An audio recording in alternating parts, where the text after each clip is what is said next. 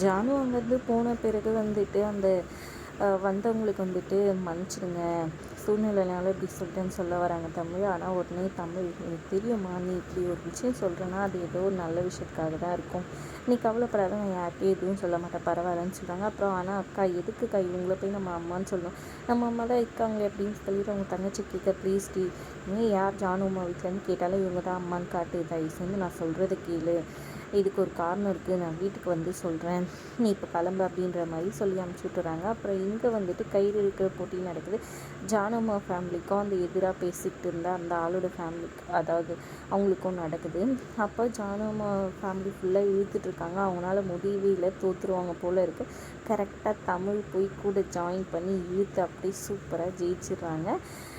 இந்த பொண்ணு எப்படி வந்து கலந்துக்கலாம், இது வந்துட்டு எங்கள் குடும்பத்துக்கும் அவங்க குடும்பத்துக்கும் தான் நடக்குது, இந்த பொண்ணு இந்த குடும்பத்து ஆளே கிடையாது அப்படின்னு சொல்லிட்டு சொல்ல, உடனே ஜானு கூப்பிட, போதும் நிறுத்துங்க, யாரை பார்த்து இந்த வீட்டு பொண்ணு இல்லைன்னு சொல்கிறீங்க, அவள் இந்த வீட்டு பொண்ணு தான், என்னோடய பேத்தி மாதிரி, அவள் இந்த வீட்டு பொண்ணு தான், எல்லாருக்கும் இப்போயே சொல்லிக்கிறேன் அப்படின்ற மாதிரி சொல்கிறாங்க.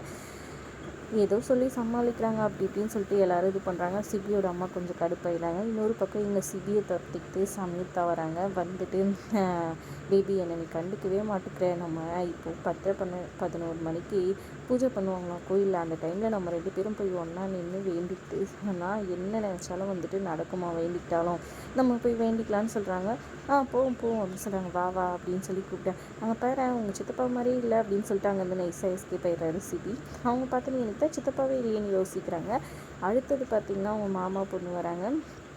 அவங்க வந்துட்டு மாமா நம்ம போய் கோயிலில் சாமிக்கு அந்த பூஜைக்கு வேண்டிக்கிட்டா நல்லா கரெக்டாக நம்ம நினச்சது நடக்கும் அதுதானே அப்படின்னு சொல்லி கேட்க, ஆமாம் உங்களுக்கு எப்படி தெரியும், சரி வாங்க போகலாம் அப்படின்னு சொல்லி கூப்பிட்டேன்.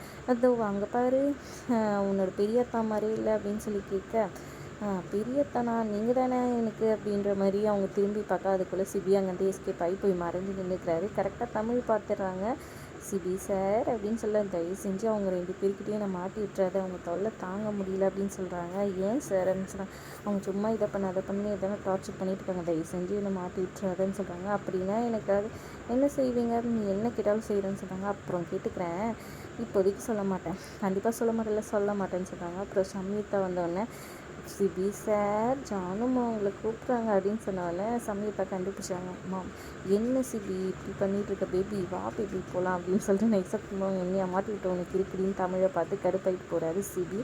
அதுக்கப்புறம் எங்கள் ஜானுக்கிட்ட அந்த ஊரில் இருக்க அந்த எதிராளிங்க வந்துட்டு சண்டை போட்டு, அதாவது ஒரு மாதிரி பேசிகிட்டு இருக்காங்க.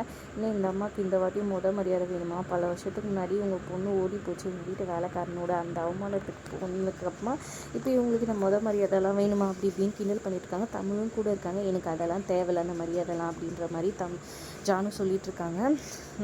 ஆனாலும் அவர் இஷ்டத்துக்கும் பேசிக்கிட்டே இருக்கிறாரு. இதை கேட்டு வந்துட்டு கரெக்டாக தூரத்துலேருந்து சிப்பி பார்த்து, இவர் என்ன ஜானுக்கிட்டேயும் வம்பிழுத்துட்ருக்காரு அப்படின்னு சொல்லிட்டு என்ன நினச்சிட்ருக்கீங்க அப்படி இப்படின்னு பேச, என்ன பேரனை விட்டு இதெல்லாம் பண்ண பார்க்குறீங்களா, முடிஞ்சால் வந்துட்டு இந்த மல்யுத்த போட்டியில் வந்துட்டு கலந்து வின் பண்ணி பாருங்களான்னு சொல்ல, என்ன இப்படி பேசிகிட்ருக்கீங்க அப்படின்னு சொல்ல, இந்த ஊரில் ஒருத்தங்க கூட இல்லை என் அலர்ஜிக்கிறதுக்கு அப்படி இப்படின்னு அவர் பேச, எங்கள் சிபி சார் இருக்கார், கண்டிப்பாக ஜெயிச்சு காமிப்பார், சிபி சார் நம்ம ஜானு அம்மாவை எப்படி அவங்க கிண்டல் பண்ணி கேவலமாக பேசினாங்க, அவமதிச்சிட்டாங்க, அதனால் நீங்கள் இந்த போட்டியில் ஜெயிச்சு காமிச்சே ஆகணும் அப்படின்ற மாதிரி சொல்ல, அதை கேட்டு ஐயோ எனக்கு இந்த போட்டியெல்லாம் தெரியாதுப்பா, எனக்கு இதெல்லாம் வராது அப்படின்ற மாதிரி சொல்கிறாங்க.